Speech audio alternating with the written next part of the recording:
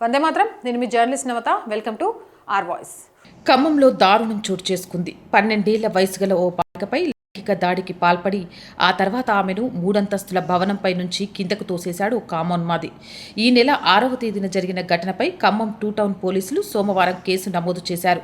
అయితే ఈ ఘటన ఆలస్యంగా వెలుగులోకొచ్చింది. నగరంలో రాపర్తి బస్తీకి చెందిన 12 ఏళ్ల హిందూ బాలికపై లారీ డ్రైవర్గా పనిచేసే గౌస్ 49 ఏళ్ల వయస్సు కలిగిన వ్యక్తి లైంగిక దాడికి పాల్పడ్డాడు.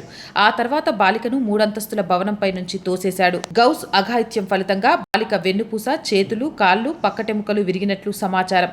బాధిత హిందూ బాలికను తొలుత ఖమ్మంలోని ఓ ప్రైవేట్ ఆసుపత్రికి తరలించి ఆ తర్వాత మెరుగైన చికిత్స కోసం నగరంలోని మరో ప్రైవేట్ హాస్పిటల్కు తరలించారు.